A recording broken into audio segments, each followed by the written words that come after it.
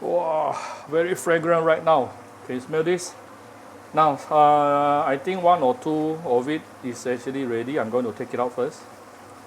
This one.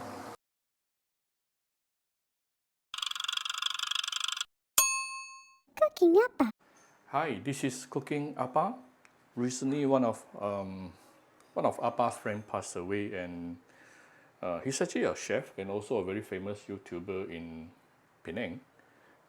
This is one dish that he actually taught me how to do, so I'm doing this dish just to in remembrance of him. Yeah. So I have approximately 150 grams of minced pork here. You can use minced chicken, no problem. And I have approximately 50 grams of fish paste and also 30 grams of pork lard. Now all these are minced, including the pork lard, but the pork lard I try to cut it into small cubes instead of totally minced. So what will be I will be putting into the meatball. Yes, I forgot to tell you that I'm going to make some meatball here. When you mix pork with fish and make it into a meatball, your meatball will really have a slightly different texture, very different, very nice texture. I like it. Yeah, very good mouth feel. Now I have some agar-agar lah, some spring onion, shallots, red carrot, garlic, ginger, and fresh coriander. So all this I mince it in roughly approximately plus minus about 1 tablespoon each. So this is going to be very straightforward. We're going to marinate the meat, make it into meatball and deep fry. After you deep fry the meatball, you can even make the meatball into a soup, very nice soup. All right, anyway, here is my minced pork. This is the fish paste. This is the fish paste from a mackerel. Now, how do I normally get my fish paste is that I like to buy big fish. So when I buy a big fish like 1, 2, or even 3 kg, I will normally instruct the seller to take out half of the fish tail. So that particular fish tail, I can use a spoon to scrape out the meat, and that immediately become fish paste. It's very simple, yeah.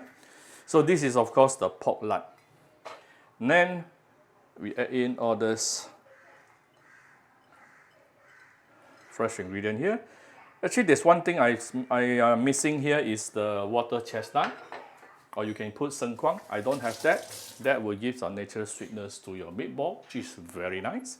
I'm going to give it some salt, a bit of sugar, few dashes of white pepper, 1 teaspoon of my Cooking Appa chicken stock powder. For those who are interested, you can get it from Shopee Malaysia or Singapore. Some light soy sauce, some oyster sauce. Now, some people they think that adding things like spring onion will actually make your meatball very can get burned very easily, which is kind of true. You can get darkened easily, but I don't really mind. And Shaoxing wine, right? Shaoxing wine, and you can add in a bit of water if you like, but today instead of adding more water, I'm going to put in some egg. Egg also contains water, but at the same time it helps to stick everything together. I'll probably won't put in the whole egg first. I don't want it to be too watery. So maybe half an egg to start with. We can start mixing everything together.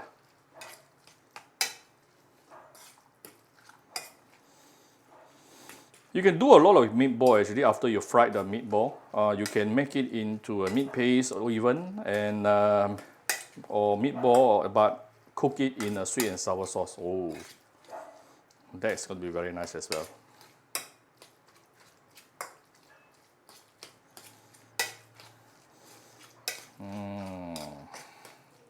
All right. Now I'm going to add in some cornstarch. This will help to stick everything together.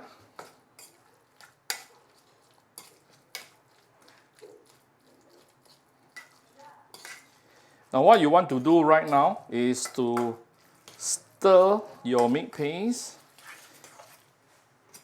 Try to stir it in one direction until you start to feel some traction.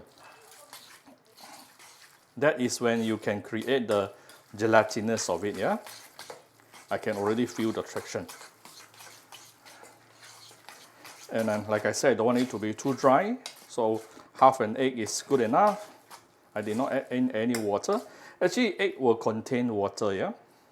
So once you really feel the traction, the resistance, basically your paste is done. And now all you need to do is to just make it into meatball, ping pong size, or whatever size that you like. Now, even though you can make it into whatever round size that you like, but it's always good to have all your meatball approximately the same size. What I normally like to do is I will get a spoon, yeah, a spoon to roughly use it to measure, yeah, to give me the kind of consistency, yeah, so that they all will be about the same size.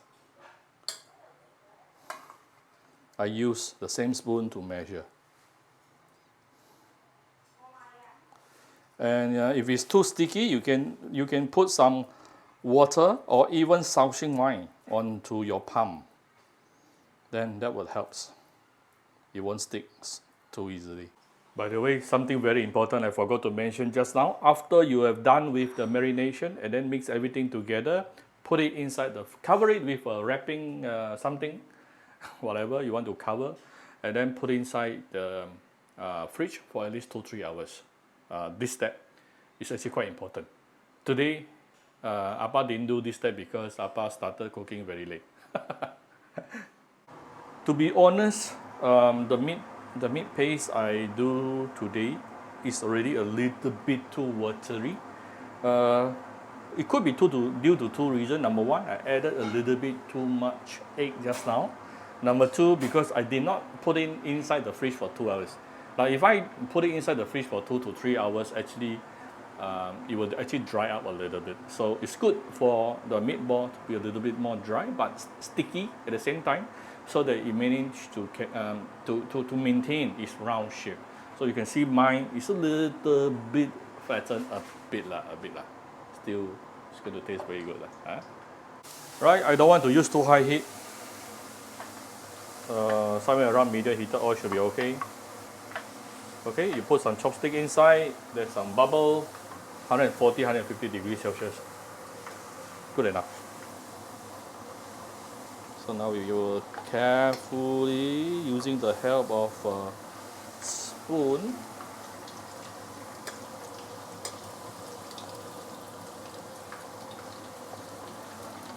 put in the meatball.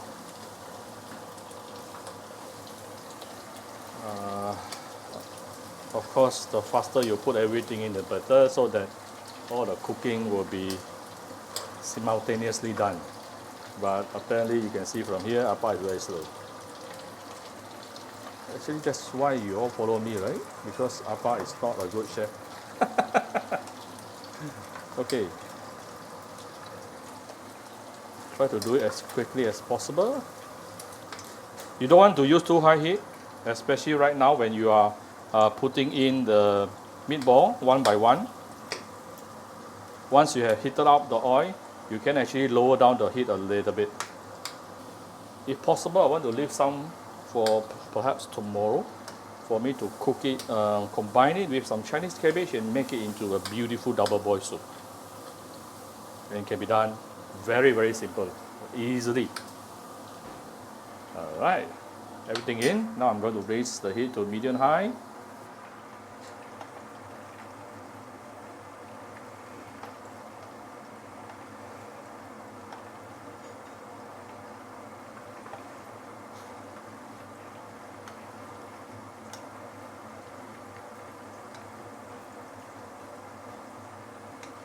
How do you know your meatball is done? Well, few things. Now you can see a lot of bubbles, right? Later, when it is almost done, the bubbles will get lesser and lesser, and the meatball will become lighter and lighter. From my experience, it will probably take about 5 minutes, plus minus. Can be a bit longer than 5 minutes, but roughly there.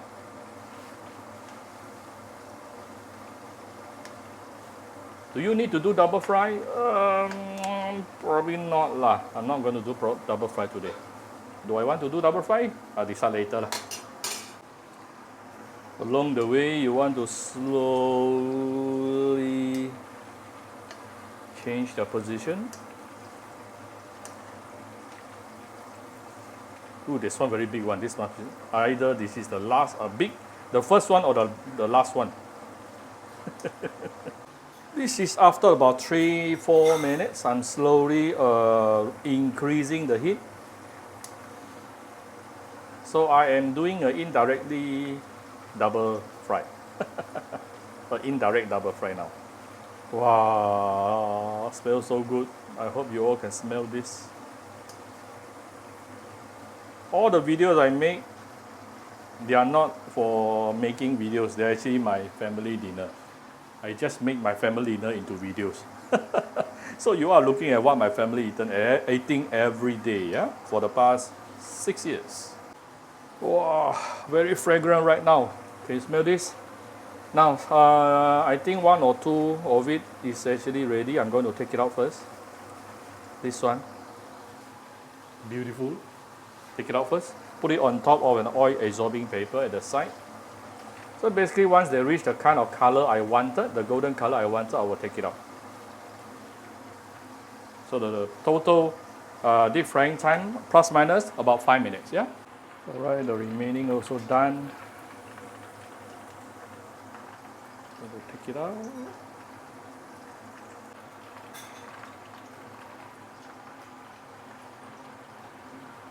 All right, so here's cooking up a very simple deep fried meatball. If you like my video, do share my video on your Facebook to your friends. Come to Cooking Apa Facebook page to click like and follow button, follow up on Instagram, and subscribe to Cooking Apa YouTube channel. Usually, we will eat this together with some garlic chili sauce. Bye bye.